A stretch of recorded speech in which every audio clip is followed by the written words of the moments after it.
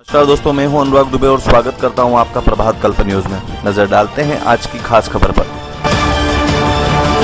स्थित नारी ज्ञानस्थली कॉलेज के द्वारा आज एक एफएम की शुरुआत की गई है।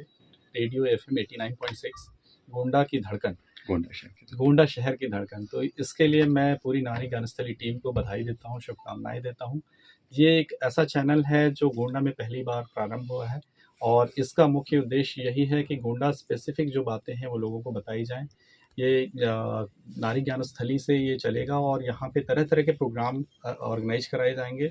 लोगों के इंटरव्यूज़ भी होंगे, लोगों के फीडबैक लिए जाएंगे और उससे रिलेटेड चीज़ें फिर हम लोग यहाँ से नारी ज्ञानस्थली की पूरी टीम चलाएगी। यहाँ रेडियो क्लब भी बनाया गया है जिसमें स्टूडेंट भी पार्टिसिपेट कर रहे हैं, रेडियो जॉकी भी हैं यहाँ के। तो ओवरऑल जो इंटेंशन इनका ये है कि एक अच्छा इंटरटेनमेंट का माध्यम हो और साथ ही कई बातें ऐसी सिखाई जाएं जिससे कि लोगों को लाभ मिले और प्रशासन से भी रिलेटेड चीज़ें जो हैं लोगों तक पहुँचे। इसके अतिरिक्त जो सरकारी योजना है वो भी लोगों तक पहुँचे और इंटरटेनमेंट का माध्यम तो है ही है। क्योंकि अभी ठंड का मौसम है और अभी फॉग कोहरा काफ़ी हो जाता है जिससे कि विजिबिलिटी थोड़ी कम हो जाती है। तो उसके लिए मैंने लोगों से अपील की है कि जब तक बिल्कुल ज़रूरी ना हो तब तक घर से ना निकलें रात में, और अगर निकलना ज़रूरी हो तो सभी प्रिकॉशंस लेकर निकलें, फॉग लाइट जला के निकलें।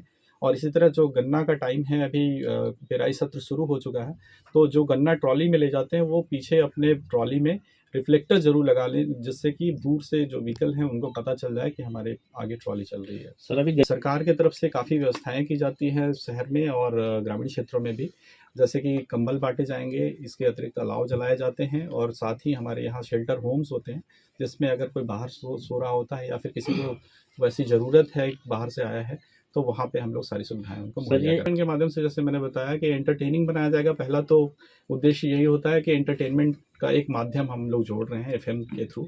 दूसरा ये होगा कि जैसे ये कॉलेज है जहाँ पे स्टार्ट हुआ है, तो ये एंटरटेनमेंट के साथ साथ ऐसी चीज़ें चलाएंगे जैसे कि एजुकेशन रिलेटेड चीज़ें यहाँ से चलाएंगे, कई इंटरव्यूज़ रखे जाएंगे और इसी तरह के ऐसे प्रोग्राम्स रखे जाएंगे। हो सकता है कि वुमेन सेंट्रिक प्रोग्राम भी रखे जाएं जिसमें कि लोगों को तरह तरह के प्रोग्राम्स के बारे में अवेयरनेस।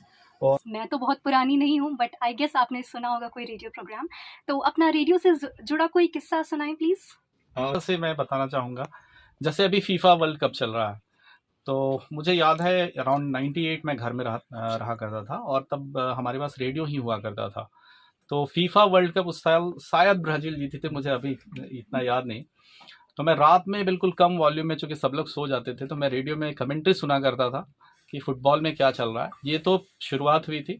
बाद में जब हम लोग कॉलेज में थे तो एफएम रेडियो तब हम लोग काफ़ी सुना करते थे और जिनके मोबाइल फ़ोन भी सबके पास नहीं हुआ करते थे हमारे समय में, जिनके पास हुआ करता था उसके पास हम लोग बैठकर एक ईयरफोन से दो लोग सुना करते थे।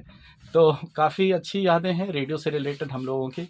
यूथ, जब हम लोग अपने यूथ ये एज में थे तो काफ़ी इसको एंजॉय किया है हम लोगों ने। आप लोग भी एंजॉय करो और अभी भी जब भी ट्रैवल करते हैं हम लोग तो रेडियो, एफएम रेडियो खास करके हम लोग सुनते हैं। बताइए, हम लोग भी रेडियो कभी कभार सुन लेते हैं सिंस ट्रैवलिंग के टाइम या ऐसे ही। सर यूजुअली सिंस आपने बताया अभी कि फीमेल सेंट आ रहे हैं यहाँ के ज्ञानस्थली को, तो मैं जानना चाहती हूँ कि हमारे कॉलेज में कुछ सिविल सर्विसेज कुछ देना चाहेंगे। डेफिनेट वो प्रिपरेशन आपकी राइट फ्रॉम ग्रेजुएशन शुरू हो जाती है और उसमें जैसा 3 चरण में एग्ज़ाम होता है। इसका प्री होता है, मेंस होता है और पर्सनालिटी टेस्ट होता है। तो ये तीनों एग्ज़ाम काफ़ी अच्छे से, चूँकि काफ़ी स्टूडेंट्स होते हैं, एस्पिरेंट्स काफ़ी होते हैं, तो इसको प्रिपरेशन करने के लिए सबसे पहले तो हमें इसके सिलेबस को समझने की ज़रूरत है और सिलेबस को देखने के बाद हम लोग क्वेश्चन बैंक देखें कि किस तरह के क्वेश्चंस आते हैं और अकॉर्डिंगली हम लोग प्रिपेयर करना चाहें। सबसे पहले हम लोगों का होता है एक ऑप्शनल पेपर होता है, तो ऑप्शनल पेपर हमें चूज़ करना होता है। उस ऑप्शनल पेपर को चूज़ करने के बाद उसमें या तो आप उसमें ग्रेजुएट हो, अगर ग्रेजुएट नहीं हो तो आप उसके बारे में जितने सिलेबस है, सिलेबस को अच्छे से समझें, उसको पढ़ें। इसी तरह जनरल स्टडीज़ में काफ़ी सब्जेक्ट्स होते हैं, पॉलिटी होता है, इकोनॉमी होता है, करंट अफेयर्स होता है, तो इसके बारे में लोग जानें। और साथ ही पर्सनालिटी टेस्ट की तैयारी तो आपकी शुरू से ही शुरू हो जाती है। आपकी जो पर्सनालिटी होती है वो 30 मिनट्स 40 मिनट्स के इंटरव्यू होते हैं, उसमें निकल कर आ जाती है। काफ़ी अनुभवी लोग बैठते हैं, उसमें आपका इंटरव्यू लेते हैं, उसमें तरह तरह की बातें होती हैं। तो जिससे भी प्रिपेयर करना है सीरियसली प्रिपेयर करें सिर्फ टाइम पास के लिए प्रिपेयर ना करें, ये मैं पहले खुद ही बताना चाहूँगा, क्योंकि ये काफ़ी अनप्रेडिक्टेबल एग्ज़ाम होता है और अगर हम प्रिपेयर्ड नहीं हैं तो होने के चांसेस बिल्कुल ही नगण्य हो जाते हैं। आज का समाचार यहीं समाप्त होता है, फिर मिलेंगे नई खबर के साथ। तब तक के लिए मैं अनुराग दुबे आपसे इजाजत देता हूँ। नमस्कार।